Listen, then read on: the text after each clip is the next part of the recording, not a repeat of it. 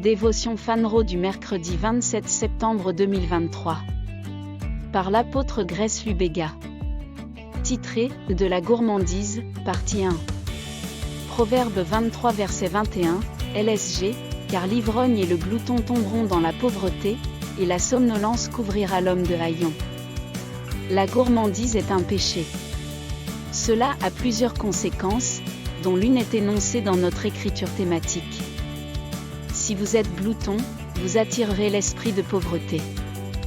Certaines personnes supposent que la gourmandise réside uniquement dans la quantité de nourriture que l'on mange, c'est-à-dire manger trop ou se gaver jusqu'à ce que l'estomac se plaigne de l'excès. Parfois, et je dois souligner que ce n'est pas tout le temps, un des autres signes de gourmandise, outre la suralimentation, est de se réveiller aux petites heures de la nuit pour manger.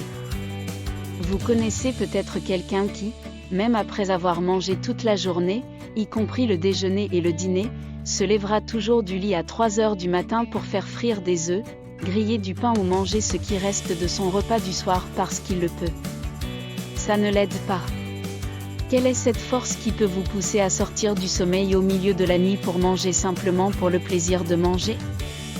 Bien que toutes les personnes qui se réveillent la nuit pour manger ne soient pas gourmandes, vous devez vous vérifier si vous vous trouvez à la merci de cette habitude sans aucun contrôle de soi.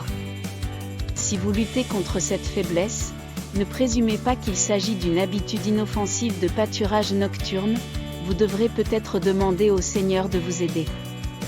Apprivoisez votre appétit. Ne laissez jamais votre chair parler si fort que vous devez chercher de la nourriture en pleine nuit, même lorsque votre estomac n'est pas vide. Louez le Seigneur. Étude plus complémentaire, Philippiens 3, verset 19, Proverbe 25, verset 28.